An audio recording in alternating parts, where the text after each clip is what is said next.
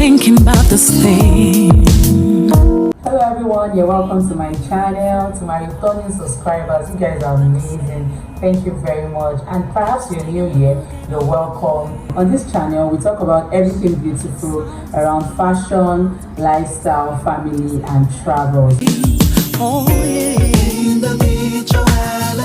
So today we're going to be talking about my culture shock in Malta. Yeah, you know, as a newbie here in Malta, there were things that I saw first and I was like, oh, really? I'm sure you know that when you are new to a place, there are some things you see and you'll be like, oh, really?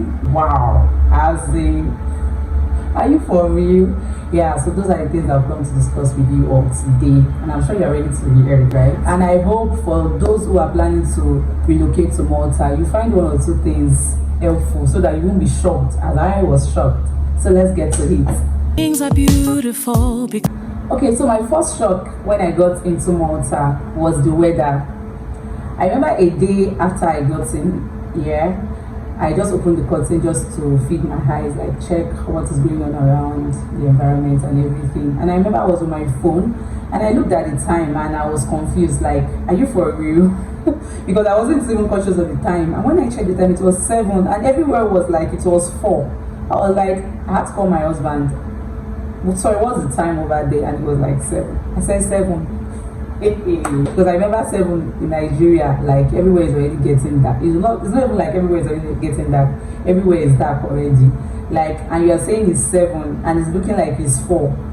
This is what 7 o'clock looks like in my. The next day, 8 o'clock was looking like 4. I said, hey, the way it's going like this, hope it's not going to be like it's 11 and everywhere is looking like it's 2 o'clock like this. I kept getting dazed by the weather day by day, and as somebody who is inquisitive, I went to read about it and I learned that it's daylight saving. I was like, oh, okay. So I would say that culture shock in a way has helped me to research and know new things. Oh, yeah. The next shock I experienced when I got into Malta is that nowhere is far in Malta. I remember that I was just checking because I know Malta is a tourist country, right? So I was just checking the places that I could visit, like just to know more about the country and all. And I saw somewhere Popoye village, and I just asked my husband, oh, I saw Popoye village. He was like, it's far. I said, far, okay. I already checked it on the map. It's about 25 minutes.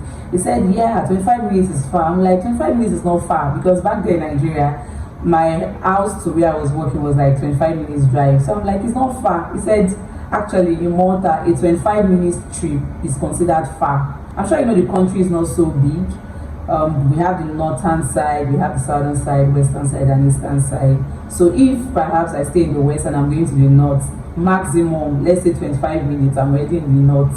If I'm going to the west, maximum, let's say 30 minutes, I'm already in the west. So you can't be on the road for like 2 hours inside Malta. Like, where are you going to? Except there's traffic. Coming from Nigeria, whereby you are in Lagos, you are going to Sokoto, you know how many hours you are going to spend on the road. Not like that in Malta. So that was really shocking to me that wow. So really, when I want to go to anywhere, I just go like it's not far. So knowing that nowhere is far in Malta has really helped me to research on places that I really want to go to, because I know no matter where I want to go to, it's not far. Maximum 30 minutes, 1 hour, I'm there, right? Oh, yeah.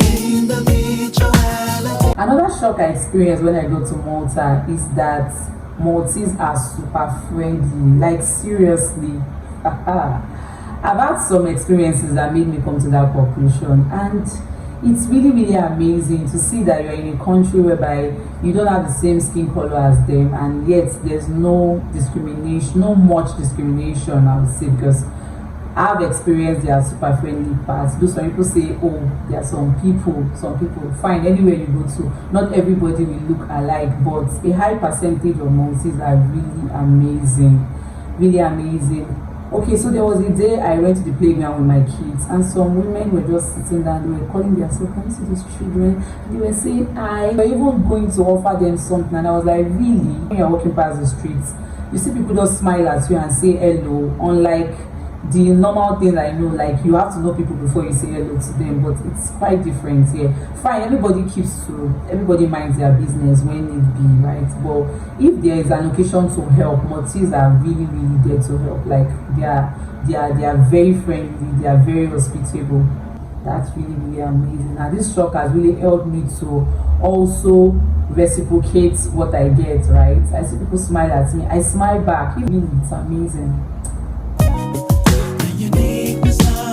So another shock I experienced when I got to Malta is driving at the right side of the road. Actually, I already knew that in some countries they drive at the right side of the road and not the left as we are used to in Nigeria. But this actually shocked me when I was going to cross the road and I was looking at, a car is coming like this and I was looking here because I was used to the fact that cars come from this direction. I was looking here and I was like, hey, you better be careful before one car just push you somewhere. You're supposed to look at the right side because cars are coming from this side. So I had to be very intentional. Like when I want to cross, I know that, okay, I'm used to looking at this side because I feel cars should come from this side. But it's different here. This is where cars are coming from. So that's where you're supposed to look so that you are sure that there's no car coming before you cross the road.